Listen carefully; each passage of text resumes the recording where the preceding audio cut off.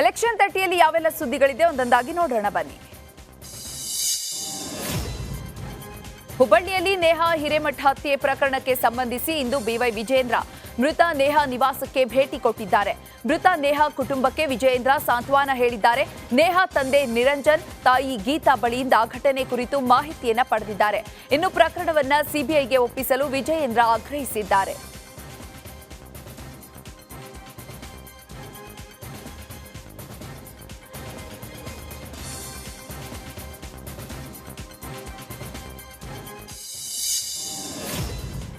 ಬೆಂಗಳೂರು ಗ್ರಾಮಾಂತರ ಹಾರೋಹಳ್ಳಿಯಲ್ಲಿ ಇಂದು ಎಚ್ಡಿ ದೇವೇಗೌಡರು ಅಳಿಯ ಡಾಕ್ಟರ್ ಸಿಎನ್ ಮಂಜುನಾಥ್ ಪರ ಭರ್ಜರಿ ಮತಬೇಟೆಯನ್ನು ನಡೆಸಿದ್ದಾರೆ. ಹೃದಯವಂತನಿಗೆ ಈ ಬಾರಿ ಮತ ನೀಡಬೇಕೆಂದು ಮನವಿ ಮಾಡಿಕೊಂಡಿದ್ದಾರೆ.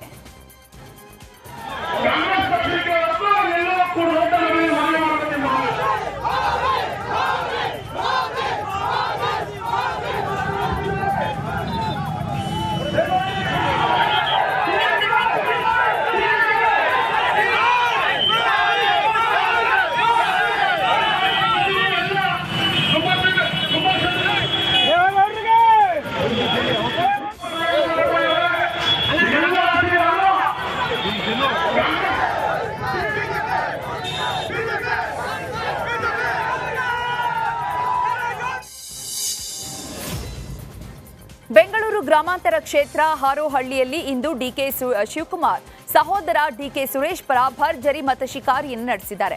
ಡಿಕೆಶಿಗೆ ಕಾರ್ಯಕರ್ತರು 2 ಬೃಹತ್ ಸೇಬಿನ ಹಾರ ಹಾಕಿ ಸ್ವಾಗತಿಸಿದರು. ಡಿಕೆಶಿಗೆ ರಾಮನಗರ ಶಾಸಕ ಇಕ್ಬಾಲ್ ಹುಸೇನ್, ಎಂಎಲ್ಸಿ ರವಿ ಸೇರಿದಂತೆ ಸ್ಥಳೀಯ ಕಾಂಗ್ರೆಸ್ ಮುಖಂಡರು ಸಾಥ್ ನೀಡಿದ್ರು. ಹಾರೋಹಳ್ಳಿಯಲ್ಲಿ ರೋಡ್ ಶೋ ನಡೆಸಿದ್ದಾರೆ. ಸಾವಿರಾರು ಕಾಂಗ್ರೆಸ್ ಕಾರ್ಯಕರ್ತರು ಭಾಗಿಯಾಗಿದ್ರು. ಕಾಂಗ್ರೆಸ್ ಪ್ರಣಾಳಿಕೆಯ ವಿರುದ್ಧ ಮತ್ತೆ ರಾಜ್ಯ ಬಿಜೆಪಿ ಸಿಡಿದೆದ್ದಿದೆ. ಇದು ಕಾಂಗ್ರೆಸ್ ಪ್ರಣಾಳಿಕೆಯೋ ಅಥವಾ ಮುಸ್ಲಿಂ ಲೀಗ್ನದ್ದೋ ಅಂತ ಟ್ವೀಟ್ ಮಾಡಿ ಆಕ್ರೋಶ ಹೊರಹಾಕಿದೆ. ಕಾಂಗ್ರೆಸ್ ತನ್ನ ಪ್ರಣಾಳಿಕೆಯಲ್ಲಿ ಶಿಕ್ಷಣ ಸಂಸ್ಥೆಗಳಿಗೆ ಹಿಜಾಬ್ಗೆ ಅವಕಾಶವನ್ನು ನೀಡಿದೆ. ಮುಸ್ಲಿಮರಿಗೆ ಸಂಪತ್ತಿನ ಸಮಾನ ಹಂಚಿಕೆ, ಮುಸ್ಲಿಮರಿಗೆ ವಿಶೇಷ ಮೀಸಲಾತಿಯನ್ನ ಘೋಷಣೆ ಮಾಡಿದೆ. ವೈಯಕ್ತಿಕ ಕಾನೂನು ಅನುಸರಿಸಲು ಅವಕಾಶ ಅಲ್ಲದೆ ಮುಸ್ಲಿಮರಿಗೆ ಸರ್ಕಾರಿ ಖಾಸಗಿ ಉದ್ಯೋಗವನ್ನ ಘೋಷಿಸಿದೆ. ಕಾಂಗ್ರೆಸ್ ಪ್ರಣಾಳಿಕೆಯಲ್ಲಿ ಮುಸ್ಲಿಮರಿಗೆ ವಿಶೇಷ ಪ್ರಾಧಾನ್ಯತೆಯನ್ನ ನೀಡಿದೆ ಅಂತ ಬಿಜೆಪಿ ಕಿಡಿಕಾರಿದೆ. ಬಾಗಲಕೋಟೆ ಲೋಕಸಭಾ ಕ್ಷೇತ್ರದಲ್ಲಿ ಸಂಯುಕ್ತ ಪಾಟೀಲ್ ಪ್ರಚಾರ ಮಾಡ್ತಿದ್ದಾರೆ. ಜಿಲ್ಲೆಯ ಇಳಕಲ್ ತಾಲೂಕಿನ ಗೂಡೂರು ಗ್ರಾಮದಲ್ಲಿ ಪ್ರಚಾರ ಸಭೆಯನ್ನ ಮಾಡಿದ್ರು. ಬಾಗಲಕೋಟೆ ತಾಲೂಕಿನ ಶಿರೂರು ತಾಂಡಾದಲ್ಲಿ ಪ್ರಚಾರವನ್ನ ಮಾಡಿದ್ದಾರೆ. ಸಂಯುಕ್ತಗೆ ಕ್ಷೇತ್ರದ ಪ್ರಮುಖ ಕಾಂಗ್ರೆಸ್ ಮುಖಂಡರು ಸಾಥ್ ನೀಡಿದ್ದಾರೆ. ಸಹಸ್ರಾರು ಸಂಖ್ಯೆಯಲ್ಲಿ ಕಾಂಗ್ರೆಸ್ ಕಾರ್ಯಕರ್ತರು ಭಾಗಿಯಾಗಿದ್ರು. ಹಾವೇರಿ ಲೋಕಸಭಾ ಕ್ಷೇತ್ರದ ಬಿಜೆಪಿ ಅಭ್ಯರ್ಥಿ ಬೊಮ್ಮಾಯಿ ಅಬ್ಬರದ ಪ್ರಚಾರವನ್ನ ಮಾಡ್ತಿದ್ದಾರೆ. ಲೋಕಸಭಾ ಕ್ಷೇತ್ರದ ವ್ಯಾಪ್ತಿಯ ಶಿರಹಟ್ಟಿ ವಿಧಾನಸಭಾ ಕ್ಷೇತ್ರದಲ್ಲಿ ಬೊಮ್ಮಾಯಿ ಪ್ರಚಾರವನ್ನ ಮಾಡಿದ್ದಾರೆ. ಯಳವತ್ತಿ, ಮಾಗಡಿ, ಕೊಡಕೋಳ, ಬನ್ನಿಕೊಪ್ಪ, ಮಾಚೇನಹಳ್ಳಿ ಗ್ರಾಮದಲ್ಲಿ ಪ್ರಚಾರದ ಹಬ್ಬ ನಡೆದಿದೆ. ಬೊಮ್ಮಾಯಿ ರೋಡ್ ಶೋ ಮೂಲಕ ಮತಯಾಚನೆಯನ್ನ ಮಾಡಿದ್ದಾರೆ. ಬಸವರಾಜ ಬೊಮ್ಮಾಯಿಗೆ ಶಿರಹಟ್ಟಿ ಶಾಸಕ ಚಂದ್ರು ಲಮಾಣಿ ಸೇರಿದಂತೆ ಸ್ಥಳೀಯ ನಾಯಕರು ಸಾಥ್ ನೀಡಿದ್ದಾರೆ. ಇನ್ನು ಕೋಟೆನಾಡಿಗೆ ಕಾಂಗ್ರೆಸ್ ನಾಯಕಿ ಪ್ರಿಯಾಂಕಾ ಗಾಂಧಿ ಆಗಮಿಸಿದ್ರು. ನಗರದ ಹೊರವಲಯದ ಎಸ್ಜೆಎಂ ಹೆಲಿಪ್ಯಾಡ್ಗೆ ಬಂದು ಇಳಿದಿದ್ದಾರೆ. ಪಿಪಿಎಸ್ ಗ್ರೌಂಡ್ನಲ್ಲಿ ಬೃಹತ್ ವೇದಿಕೆ ಕಾರ್ಯಕ್ರಮ ಕೂಡ ನಡೆಯಿತು. ಕಾರ್ಯಕ್ರಮದಲ್ಲಿ ಸಾಗರೋಪಾದಿಯಲ್ಲಿ ಕಾಂಗ್ರೆಸ್ ಕಾರ್ಯಕರ್ತರು ಆಗಮಿಸಿದ್ರು. ಕಾರ್ಯಕ್ರಮ ಆರಂಭಕ್ಕೂ ಮುನ್ನ ಲಂಬಾಣಿ ಸಮುದಾಯದವರು ಭರ್ಜರಿಯಾಗಿ ಸ್ಟೆಪ್ಸ್ ಹಾಕಿ ಕುಣಿದು ಕುಪ್ಪಳಿಸಿದ್ದಾರೆ. ಲಂಬಾಣಿ ಸಮುದಾಯದ ವೇಷಭೂಷಣವನ್ನ ತೊಟ್ಟು ಮಹಿಳೆಯರು ತಿಂಗಾಳು ಮುಳುಗಿದವು ಅನ್ನುವಂತಹ ಜಾನಪದ ಗೀತೆಗೆ ನೃತ್ಯ ಮಾಡಿದ್ದಾರೆ. ರಾಜ್ಯದಲ್ಲಿ 28ಕ್ಕೆ 28 ಕ್ಷೇತ್ರದಲ್ಲೂ ಕೂಡ ಗೆಲುವನ್ನ ಸಾಧಿಸುತ್ತೇವೆ ಅಂತ ಮಾಜಿ ಸಿಎಂ ಯಡಿಯೂರಪ್ಪ ಹೇಳಿದ್ದಾರೆ.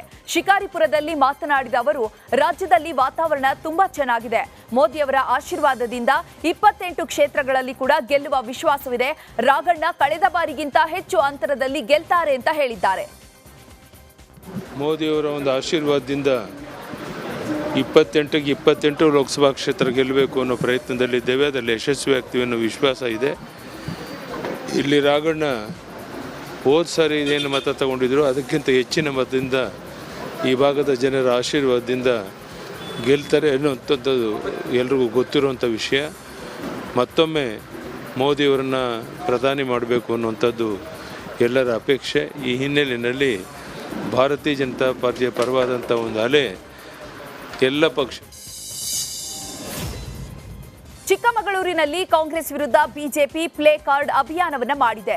ಬಿಜೆಪಿ ಕಾರ್ಯಕರ್ತರು ಚಿಕ್ಕಮಗಳೂರಿನ ಬೀದಿಗಳಲ್ಲಿ ಕಾಂಗ್ರೆಸ್ ವಿರುದ್ಧ ಪೋಸ್ಟರ್ ಅಂಟಿಸಿದ್ದಾರೆ. ದಲಿತರ ಕಲ್ಯಾಣಕ್ಕಾಗಿ ಮೀಸಲಿಟ್ಟ ಹಣ ಅನ್ಯರ ಪಾಲಾಗಬೇಕಾ? ದಲಿತರು ಪರಿಶಿಷ್ಟರಿಗೆ ಕಾಂಗ್ರೆಸ್ ಮೋಸ ಮಾಡಿದೆ ಅಂತ ಪೋಸ್ಟರ್ ಅಂಟಿಸಿದ್ದಾರೆ. ಏಪ್ರಿಲ್ 26ರಂದು ಮತ ಹಾಕದೆ ಮೈಸೂರು ಅರಮನೆ ನೋಡಲು ಬಂದವರಿಗೆ ಒಂದು ದಿನ ಪ್ರವೇಶ ನಿಷಿದ್ಧ ಮಾಡಲಾಗಿದೆ. ಇನ್ನು ಈ ಬಗ್ಗೆ ಸಂಜೆಯೊಳಗೆ ಅಧಿಕೃತ ಆದೇಶ ಹೊರಬೀಳಲಿದೆ ಅಂತ ಮೈಸೂರು ಜಿಲ್ಲಾಧಿಕಾರಿ ಡಾಕ್ಟರ್ ರಾಜೇಂದ್ರ ಹೇಳಿದ್ದಾರೆ. ಮೈಸೂರು ಲೋಕಸಭಾ ಕ್ಷೇತ್ರದ ವ್ಯಾಪ್ತಿಯ ಮತದಾರರಿಗೆ ಇದು ಅನ್ವಯ ಆಗಲಿದೆ. ಬರ ಪರಿಹಾರ ನೀಡುವಂತೆ ಒತ್ತಾಯಿಸಿ ಕೇಂದ್ರ ಸರ್ಕಾರದ ವಿರುದ್ಧ ಪ್ರತಿಭಟನೆಯನ್ನು ನಡೆಸಲಾಯಿತು. ವಿಧಾನಸೌಧದ ಗಾಂಧಿ ಪ್ರತಿಮೆ ಬಳಿ ಸಿಎಂ ಸಿದ್ದರಾಮಯ್ಯ ನೇತೃತ್ವದಲ್ಲಿ ಕಾಂಗ್ರೆಸ್ ನಾಯಕರು ಪ್ರತಿಭಟಿಸಿದ್ದಾರೆ. ಪ್ರತಿಭಟನೆಯಲ್ಲಿ ಕಾಂಗ್ರೆಸ್ ರಾಜ್ಯ ಉಸ್ತುವಾರಿ ಸುರ್ಜೇವಾಲಾ, ಸಚಿವ ಕೃಷ್ಣ ಭೈರೇಗೌಡ, ಕೆಜೆ ಜಾರ್ಜ್ ಸೇರಿದಂತೆ ಹಲವು ನಾಯಕರು ಭಾಗಿಯಾಗಿದ್ದರು. ಕೇಂದ್ರ ಸರ್ಕಾರದ ವಿರುದ್ಧ ಕಾಂಗ್ರೆಸ್ ನಾಯಕರು ಧಿಕ್ಕಾರ ಕೂಗಿ ಆಕ್ರೋಶ ಹೊರಹಾಕಿದ್ದಾರೆ. ಇನ್ನು ಪ್ರತಿಭಟನೆ ವೇಳೆ ರಾಜ್ಯಕ್ಕೆ ಚೊಂಬು ಕೊಟ್ಟ ಬಿಜೆಪಿಗೆ ಧಿಕ್ಕಾರ ಅಂತ ಕಾಂಗ್ರೆಸ್ ನಾಯಕರು ಘೋಷಣೆಯನ್ನ ಕೂಗಿದ್ರು. ಬರ ಪರಿಹಾರದ ಹಣ ಕೊಡಿ, ಇಲ್ಲ ವಾಪಸ್ ಹೋಗಿ. ಮೇಕೆದಾಟಿಗೆ ಅನುಮತಿ ನೀಡಿ, ಇಲ್ಲ ವಾಪಸ್ ಹೋಗಿ. ಅಮಿತ್ ಶಾ ವಾಪಸ್ ಹೋಗಿ. Go back Amit Shah, go back Nirmala Sitharaman ಅಂತ ಘೋಷಣೆ ಕೂಗಿ ಆಕ್ರೋಶ ಹೊರಹಾಕಿದ್ದಾರೆ. ಇನ್ನು ಪ್ರತಿಭಟನೆಯಲ್ಲಿ ಮಾಜಿ ಪ್ರಧಾನಿ ದೇವೇಗೌಡರಿಗೆ ಜೈಕಾರವನ್ನ ಕೂಡ ಕೂಗಿದ್ದಾರೆ ಕಾಂಗ್ರೆಸ್ ನಾಯಕರು. ಪ್ರಧಾನಿ ಮೋದಿಗೆ ಚೊಂಬು ತೋರಿಸಿದ ದೇವೇಗೌಡರಿಗೆ ಜೈಕಾರ ಅಂತ ಘೋಷಣೆಯನ್ನ ಕೂಗಿದ್ದಾರೆ.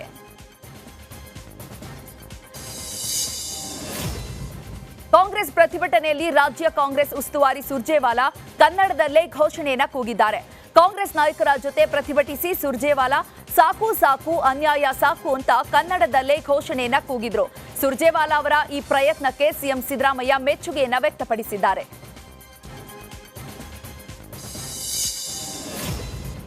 ಕಾಂಗ್ರೆಸ್ ಪ್ರತಿಭಟನೆಯಲ್ಲಿ ಸಿಎಂ ಸಿದ್ದರಾಮಯ್ಯ ಕೇಂದ್ರ ಸರ್ಕಾರದ ವಿರುದ್ಧ ಆಕ್ರೋಶವನ್ನ ಹೊರಹಾಕಿದ್ದಾರೆ. ಕೇಂದ್ರ ಸರ್ಕಾರದ ಮಲತಾಯಿ ಧೋರಣೆಯನ್ನ ವಿರೋಧಿಸಿ ಸಾಂಕೇತಿಕವಾಗಿ ಪ್ರತಿಭಟನೆಯನ್ನ ಮಾಡಿದ್ದೇವೆ. ಪ್ರಧಾನಿ ಮೋದಿ, ಅಮಿತ್ ಶಾ ಕರ್ನಾಟಕದ ರೈತರನ್ನ ದ್ವೇಷಿಸುತ್ತಿದ್ದಾರೆ. ಇಲ್ಲಿವರೆಗೂ ಕೂಡ ₹1 ಬರ ಪರಿಹಾರವನ್ನ ಕೊಟ್ಟಿಲ್ಲ. ಅಮಿತ್ ಶಾಗೆ ನಮ್ಮ ರಾಜ್ಯಕ್ಕೆ ಬರಲು ಯಾವ ನೈತಿಕತೆ ಇಲ್ಲ ಅಂತ ಸಿಎಂ ಕಿಡಿಕಾರಿದ್ದಾರೆ. ವಿಧಾನಸೌಧದ ಒಳಗೆ ಕಾಂಗ್ರೆಸ್ ಪ್ರತಿಭಟನೆಯನ್ನ ಮಾಡಿ ನೀತಿ ಸಂಹಿತೆ ಉಲ್ಲಂಘನೆ ಮಾಡಿದೆ ಅಂತ ಅಶೋಕ್ ನೇತೃತ್ವದಲ್ಲಿ ಮುಖ್ಯ ಚುನಾವಣಾಧಿಕಾರಿಗೆ ಬಿಜೆಪಿ ದೂರು ನೀಡಿದೆ. ವಿಧಾನಸೌಧದಲ್ಲಿ ಆಡಂಬರದ ಪ್ರತಿಭಟನೆಯನ್ನ ಮಾಡಿದ್ದಾರೆ. ಸರ್ಕಾರದ ಮುಖ್ಯ ಕಾರ್ಯದರ್ಶಿ ಇದಕ್ಕೆ ಅನುಮತಿಯನ್ನ ನೀಡಿದ್ದಾರೆ. ಹೀಗಾಗಿ ಕ್ರಮ ಕೈಗೊಳ್ಳುವಂತೆ ದೂರು ನೀಡಿದ್ದೇವೆ ಅಂತ ಅಶೋಕ್ ಹೇಳಿದ್ದಾರೆ. ಹುಬ್ಬಳ್ಳಿಯಲ್ಲಿ ನೇಹಾ ಮನೆಗೆ ಶ್ರೀರಾಮ ಸೇನೆಯ ಮುಖ್ಯಸ್ಥ ಪ್ರಮೋದ್ ಮುತಾಲಿಕ್ ಭೇಟಿ ನೀಡಿ ಕುಟುಂಬಸ್ಥರಿಗೆ ಸಾಂತ್ವನ ಹೇಳಿದ್ದಾರೆ. ಬಳಿಕ ಮಾತನಾಡಿದ ಪ್ರಮೋದ್ ಮುತಾಲಿಕ್, ನೇಹಾ ಹತ್ಯೆ ಪ್ರಕರಣವನ್ನ ಸಿಐಡಿಗೆ ವಹಿಸಲಾಗಿದೆ. ಆರೋಪಿ ಫಯಾಜ್ಗೆ ಗಲ್ಲು ಶಿಕ್ಷೆಯನ್ನ ವಿಧಿಸಬೇಕು. ಹಿಂದೂ ಯುವತಿಯರ ಮೇಲೆ ಕಣ್ಣು ಹಾಕುವ ಮುಸ್ಲಿಂ ಯುವಕರಿಗೆ ಅವರ ಪೋಷಕರು ಎಚ್ಚರಿಕೆಯನ್ನ ನೀಡಬೇಕು ಅಂತ ಹೇಳಿದ್ದಾರೆ. ಹುಬ್ಬಳ್ಳಿಯ ಎಂಸಿಎ ವಿದ್ಯಾರ್ಥಿನಿ ನೇಹಾ ಹಿರೇಮಠ್ ಹತ್ಯೆ ಪ್ರಕರಣವನ್ನ ಖಂಡಿಸಿ ಬೆಳಗಾವಿಯಲ್ಲಿ ಕಾಂಗ್ರೆಸ್ ಪ್ರತಿಭಟನೆಯನ್ನು ನಡೆಸಿದೆ. ಬೆಳಗಾವಿಯ ಕಾಂಗ್ರೆಸ್ ಭವನದಿಂದ ಚೆನ್ನಮ್ಮ ವೃತ್ತದವರೆಗೆ ಪ್ರತಿಭಟನೆಯನ್ನ ಮಾಡಿದ್ದಾರೆ. ಹಂತಕ ಫಯಾಜ್ ಅಣುಕು ಪ್ರತಿಕೃತಿಗೆ ನೇಣು ಹಾಕಿ ಚಪ್ಪಲಿಯಿಂದ ಹೊಡೆದು ವಿನೂತನವಾಗಿ ಪ್ರತಿಭಟನೆಯನ್ನ ಮಾಡಿದ್ದಾರೆ. ಆರೋಪಿ ಫಯಾಜ್ಗೆ ಗಲ್ಲು ಶಿಕ್ಷೆ ಆಗಬೇಕು ಅಂತ ಆಗ್ರಹಿಸಿದ್ದಾರೆ. ಶಾಸಕ ಆಸಿಫ್ ಸೇಠ್, ಬಾಬಾ ಸಾಹೇಬ್ ಪಾಟೀಲ, ಪರಿಷತ್ನ ಸದಸ್ಯ ಚನ್ನರಾಜ ಹಟ್ಟಿಹೋಳಿ ಸೇರಿದಂತೆ ಕಾಂಗ್ರೆಸ್ ಕಾರ್ಯಕರ್ತರು ಭಾಗಿಯಾಗಿದ್ದರು.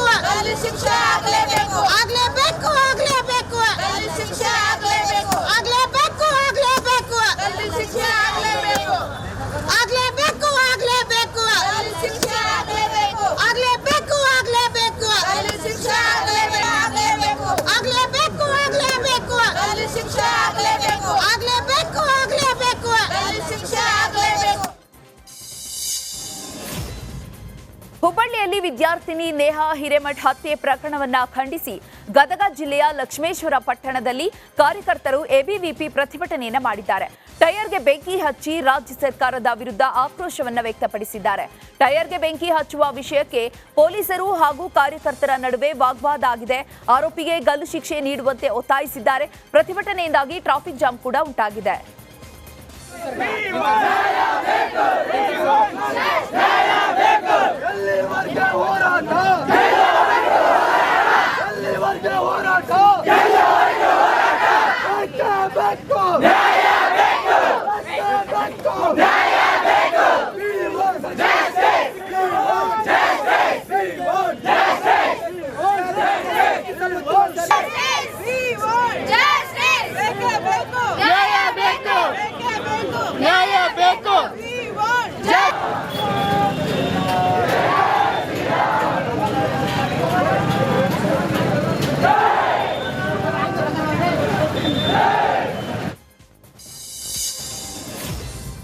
ಹುಬ್ಬಳ್ಳಿಯಲ್ಲಿ ಮೃತ ನೇಹಾ ನಿವಾಸಕ್ಕೆ ಕಾನೂನು ಸಚಿವ ಕೆಎಚ್ ಪಾಟೀಲ್ ಭೇಟಿ ನೀಡಿದ್ರು.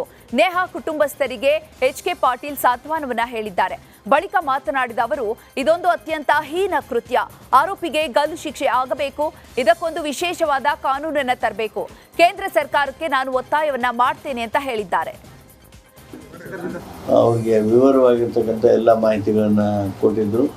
ಆ ಎಲ್ಲ ಹಿನ್ನೆಲೆಯೊಳಗೆ ಏನೇನು ಕ್ರಮ ತೆಗೆದುಕೊಳ್ಳೋದಕ್ಕೆ ಅಗತ್ಯದೆಯೋ ಅವನ್ನೆಲ್ಲ ಮಾಡ್ತೀವಿ ಅನ್ನುವಂಥ ಭರವಸೆಯನ್ನು ಮಾನ್ಯ ಹಿರೇಮಠರವ್ರ ಜೊತೆಗೆ ಫೋನ್ನಲ್ಲಿಯೂ ಮಾತನಾಡಿ ತೆಗೆದುಕೊಂಡಿರ್ತಕ್ಕಂಥ ಕ್ರಮದ ಬಗ್ಗೆಯೂ ಹೇಳಿದರು.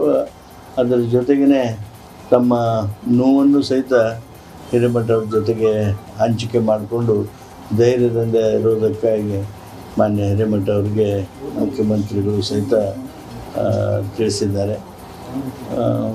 ನಾನು ಈ ಸಂದರ್ಭದಲ್ಲಿ ಇಷ್ಟೇ ಹೇಳ್ತೀನಿ, ಬಹುಬೇಗ ಈ ನ್ಯಾಯದಾನ ವ್ಯವಸ್ಥೆ ತನ್ನ ಕೆಲಸವನ್ನು ಪ್ರಾರಂಭ ಮಾಡಲಿದೆ. ಸರ್, ಈಗ ಫಾಸ್ಟ್ ಟ್ರ್ಯಾಕ್ ಕೋರ್ಟ್ ತಾವು ಪತ್ರ ನೀಡಿ ಬಂದಿರಿ ಸರ್. ಸ್ಪೆಷಲ್ ಕೋರ್ಟ್ ಯಾವಾಗ ಬರ್ಬೋದು ಸರ್? ಈಗ ಭಾಳ ಬೇಗ ಬರ್ಬೇಕು ರೀ. ಈ ಪರಿಸ್ಥಿತಿಯ ಹಿನ್ನೆಲೆಯೊಳಗೆ ಹೈಕೋರ್ಟಿನವರು ಭಾಳ ಬೇಗ. ನೇಹಾ ಹತ್ಯೆಯನ್ನ ಖಂಡಿಸಿ ಎನ್ಎಸ್ಯುಐ ಭಾರತೀಯ ರಾಷ್ಟ್ರೀಯ ವಿದ್ಯಾರ್ಥಿ ಒಕ್ಕೂಟ ಬೀದರ್ನಲ್ಲಿ ಅಖಾಡಕ್ಕೆ ಇಳಿದಿದೆ. ಕಾಂಗ್ರೆಸ್ ಅಭ್ಯರ್ಥಿ ಸಾಗರ ಖಂಡ್ರೆ ನೇತೃತ್ವದಲ್ಲಿ ಎನ್ಎಸ್ಯುಐ ಪ್ರತಿಭಟನೆಯನ್ನ ನಡೆಸಿದೆ. ನೇಹಾ ಹತ್ಯೆ ಆರೋಪಿಗೆ ತಕ್ಷಣವೇ ಕಠಿಣ ಶಿಕ್ಷೆಯನ್ನ ನೀಡಬೇಕೆಂದು ಸರ್ಕಾರಕ್ಕೆ ಒತ್ತಾಯಿಸಿದ್ದಾರೆ. ರಾಜ್ಯದ ಎಲ್ಲಾ ಕಾಲೇಜು ಶಿಕ್ಷಣ ಸಂಸ್ಥೆಗಳಲ್ಲಿ ಸಿಸಿಟಿವಿ ಅಳವಡಿಸಬೇಕು. ಕಾಲೇಜುಗಳಲ್ಲಿ ಮುಂಜಾಗ್ರತಾ ಕ್ರಮವನ್ನ ಕೈಗೊಳ್ಳಬೇಕೆಂದು ಸಾಗರ್ ಖಂಡ್ರೆ ಒತ್ತಾಯಿಸಿದ್ದಾರೆ. ಮಂಡ್ಯದಲ್ಲಿ ಕಾಂಗ್ರೆಸ್ ಅಭ್ಯರ್ಥಿ ಸ್ಟಾರ್ ಚಂದ್ರು ಪರ ನಟ ದರ್ಶನ್ ಅಬ್ಬರದ ಪ್ರಚಾರವನ್ನ ಮಾಡ್ತಿದ್ದಾರೆ. ನಾಗಮಂಗಲ ಕ್ಷೇತ್ರದ ಬೆಳ್ಳೂರು ಪಟ್ಟಣದಲ್ಲಿ ನಟ ದರ್ಶನ್ ಪ್ರಚಾರವನ್ನ ಆರಂಭಿಸಿದ್ದಾರೆ. ಬೆಳ್ಳೂರು, ಕದಬಹಳ್ಳಿ, ಬಂಡಿಗೆನವಿಲೆ, ಅದ್ದಿಹಳ್ಳಿ, ಮಾವಿಗೋನಹಳ್ಳಿಯಲ್ಲಿ ದರ್ಶನ್ ಪ್ರಚಾರವನ್ನ ಮಾಡ್ತಿದ್ದಾರೆ. ಇಂದು ನಟ ದರ್ಶನ್ಗೆ ಕೃಷಿ ಸಚಿವ ಚಲುವರಾಯಸ್ವಾಮಿ, ಮುಖ್ಯಮಂತ್ರಿ ಚಂದ್ರು ಸಾಥ್ ನೀಡಿದ್ದಾರೆ.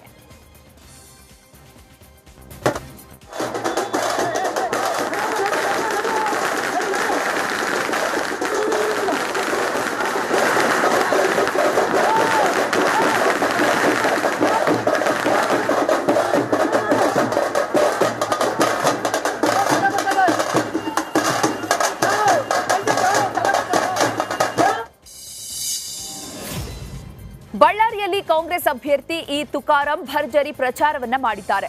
ಬಳ್ಳಾರಿ ನಗರದ ವಿವಿಧ ವಾರ್ಡ್ಗಳಲ್ಲಿ ಇ ತುಕಾರಾಂ ಮತಯಾಚನೆಯನ್ನ ಮಾಡಿದ್ದಾರೆ. ತಾಳೂರು ರಸ್ತೆ, ಅಂಬೇಡ್ಕರ್ ಸರ್ಕಲ್, ನಾಗಪ್ಪ ಕಟ್ಟೆ, ಮಹಾನಂದಿ ಕೊಟ್ಟಂನಲ್ಲಿ ತೆರೆದ ವಾಹನದಲ್ಲಿ ಪ್ರಚಾರವನ್ನ ಮಾಡಿದ್ದಾರೆ. ಮಹಿಳೆಯರಿಗೆ 1 ಲಕ್ಷ ರೂಪಾಯಿ ನೀಡುವ ಮಹಾಲಕ್ಷ್ಮಿ ಗ್ಯಾರಂಟಿಯ ಕಾರ್ಡ್ ಅನ್ನ ವಿತರಣೆ ಕೂಡ ಮಾಡಿ ಮತಯಾಚಿಸಿದ್ದಾರೆ. ಜನ ಬಿಜೆಪಿಯ ದುರಾಡಳಿತಕ್ಕೆ ರೋಸಿದ್ದಾರೆ. ಈ ಬಾರಿ ಬಳ್ಳಾರಿಯಲ್ಲಿ ನನ್ನ ಗೆಲುವು ಪಕ್ಕ ಅಂತ ವಿಶ್ವಾಸವನ್ನ ವ್ಯಕ್ತಪಡಿಸಿದ್ದಾರೆ. ಇವತ್ತು ಮುಖ್ಯವಾಗಿ ಈ ಚುನಾವಣೆ ಬಹಳ ಜವಾಬ್ದಾರಿ ಚುನಾವಣೆ ಆಗಿದೆ. ಈಗಾಗಲೇ 2023ರಲ್ಲಿ 5 ಗ್ಯಾರಂಟಿಗಳು ನಾವೆಲ್ಲ ಕೊಟ್ಟಿದ್ದೀವಿ. ಎಲ್ಲ ಕಂಪ್ಲೀಟ್ ಆಗಿ ಬಂದವಿಲ್ಲಮ್ಮ. ಕರೆಂಟ್ ಬಿಲ್ ಫ್ರೀ ಆಯ್ತಾ ಇಲ್ಲ? ಆಯ್ತಾ ಇಲ್ಲ? 2000 ರೂಪಾಯಿ ಬಂದತ್ತಾ ಇಲ್ಲ? ಆಮೇಲೆ ಹೊರನಾಡು, ಕಲ್ಲೂರು, ಮೂಕಾಂಬಿಕೆ, ಧರ್ಮಸ್ಥಳಕ್ಕೆ ಯಾರ್ಯಾರು ಬಂದ್ರಿ ಬಸ್ನಾಗ? ಒಬ್ರು ಹೋಗಿಲ್ಲ. ಹೋಗ್ಲಿ. ಆಮೇಲೆ ತವ್ರ ಮನೆಗೆ ಮಕ್ಕಳು ನೋಡಕ್ ಯಾರ್ಯಾರು ಹೋಗಿದ್ರಿ? ಹೋಗಿರಲ್ಲ ನೋಡಿ. ಎಷ್ಟು ಖುಷಿ ಆಯ್ತು ನೋಡು. ಎಲ್ಲ ಕಾಂಗ್ರೆಸ್ ಅಮ್ಮ ಮಾಡಿದ್ದು ಸಂತೋಷ ತಾನೆ. ಒಂದ್ ಚಪ್ಪಳ ಹೊಡಿ ಮತ್ತೆ ಕಾಂಗ್ರೆಸ್ ಸರ್ಕಾರಕ್ಕೆ. ಹೋಗಿರಿಲ್ಲ ತವ್ರ ಮನೆಗೆ? ಹಾವೇರಿ ಲೋಕಸಭಾ ಕ್ಷೇತ್ರದ ಕಾಂಗ್ರೆಸ್ ಅಭ್ಯರ್ಥಿ ಆನಂದಸ್ವಾಮಿ ಗಡ್ಡದೇವರಮಠ ಇಂದು ಬ್ಯಾಡಗಿ ವಿಧಾನಸಭೆ ಕ್ಷೇತ್ರದಲ್ಲಿ ಅಬ್ಬರದ ಪ್ರಚಾರವನ್ನು ನಡೆಸಿದ್ದಾರೆ.